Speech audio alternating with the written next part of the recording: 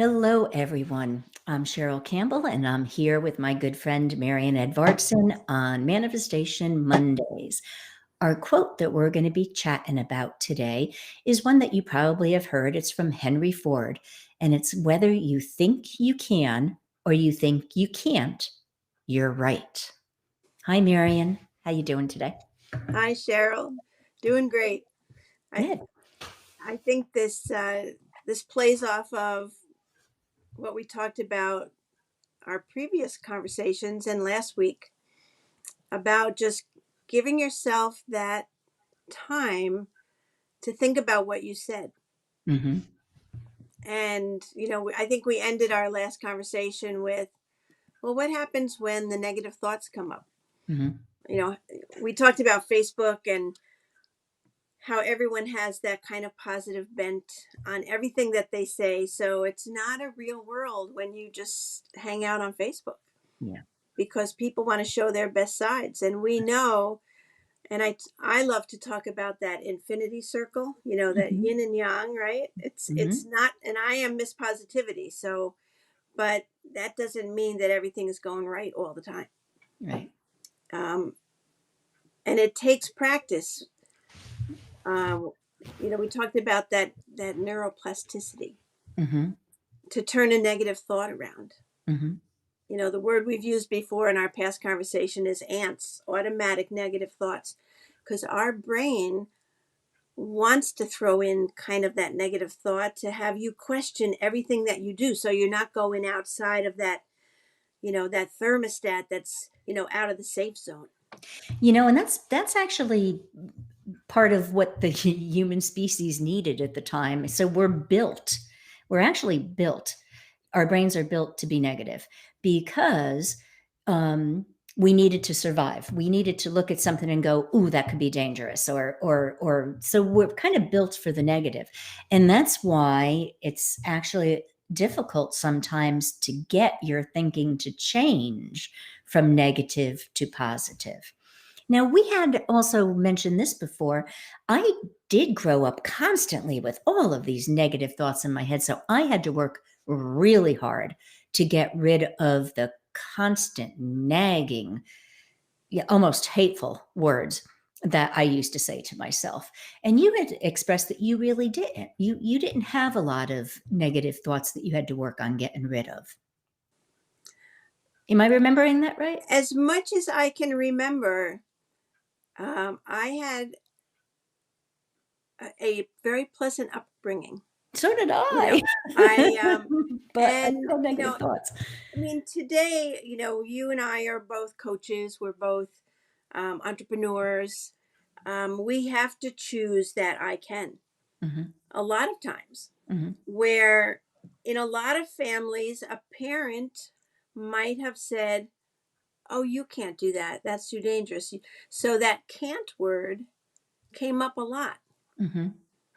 And I don't know if it was in my DNA or the fact that I had, five brothers and one sister, or, I mean, I think my parents would mostly say, you can do whatever you choose, Mhm, in your life. I was very much encouraged, mhm.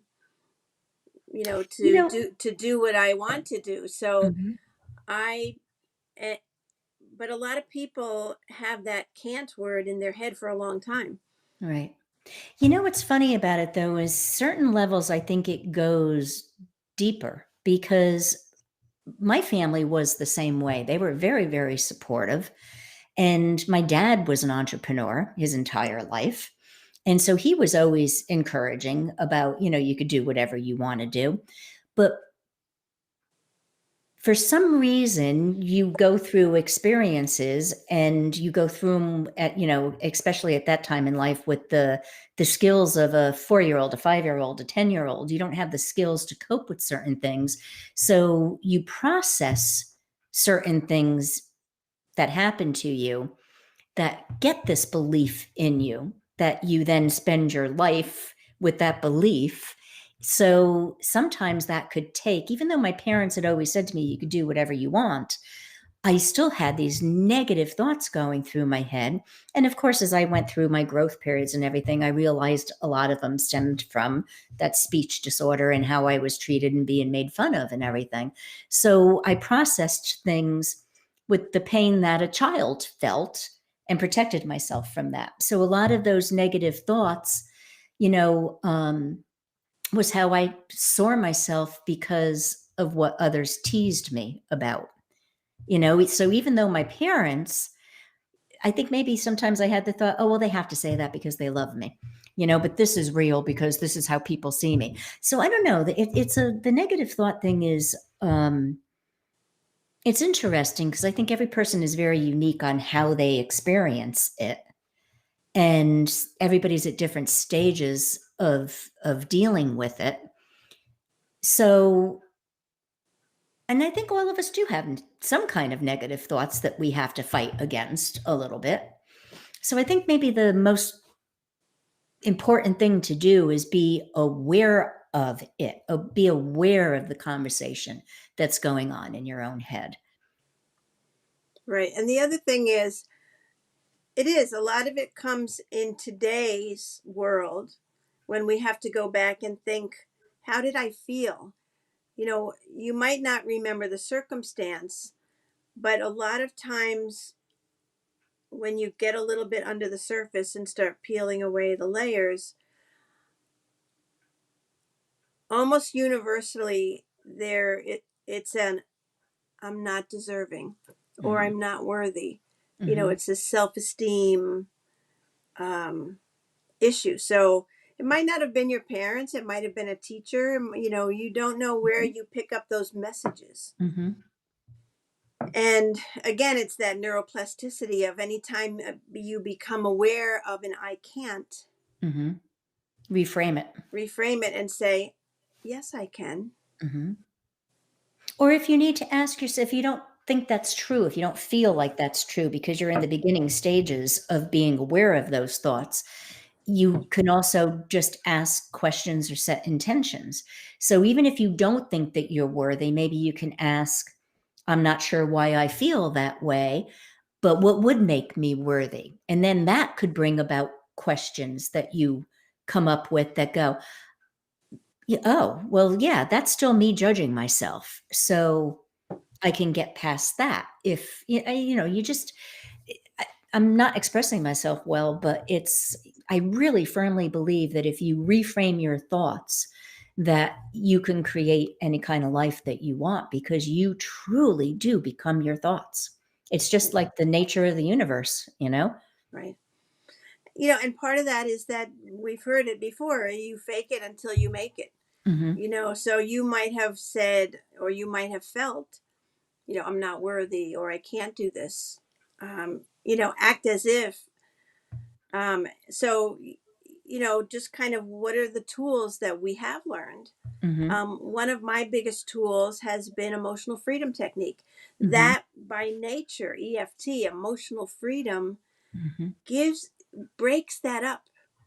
Right. The combination of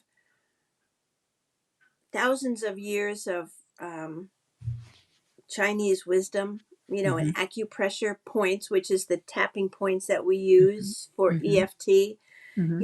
and modern psychology.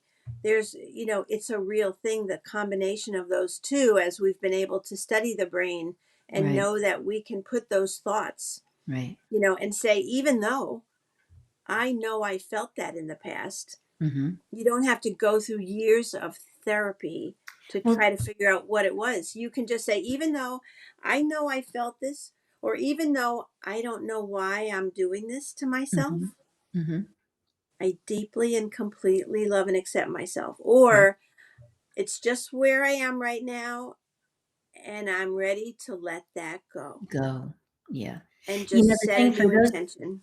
for those people that are listening that may not know what EFT is, it is a technique and you tap certain points. And what's really interesting about it is that, and the reason why it works so well and you don't have to spend 20 years on a psychiatrist's couch is because it actually bypasses how do you say that the hip No, what's it, the it, word? it just calms the amygdala, which The is amygdala. It bypasses that part and it goes straight to your subconscious.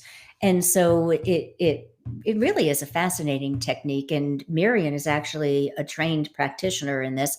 I only know a little bit about it, and I apply the techniques when I'm trying to work through something. And it's really difficult to explain to somebody how fantastic it is and how wonderfully it works. So if you do have any questions about it, please contact Marian on her Facebook page and reach out to her, because she is actually really, really skilled at dealing with EFT and doing tapping sessions. I mean, you're pretty amazing at that, girl. You really are. well, thank you. And I Yeah. think before I really got, and that's a story for another day, how I really got devoted to EFT or emotional freedom technique. Hmm. You and I had started doing some EFT Hmm. together Yeah. when it was just, and the beautiful thing about it as a self-care practice Hmm. is, and not that we even planned to get on this subject today, Right. but We did. it, self-care is, is, So important. yeah, it is starting to figure out a way and Hmm. find tools to Hmm. turn those negative thoughts around. Right. Right. And there That are very. gratitude practice and, positivity affirmations, all those things are, Mhm. um, are helpful. Right. And I think if you are the type of person like I was that had many negative thoughts, I mean, it was just constant.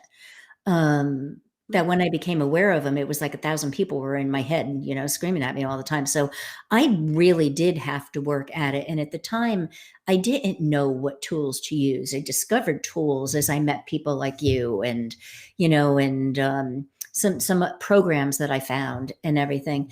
And so, yeah, finding the right tool to help you through it if you're at that steeped in it is so important.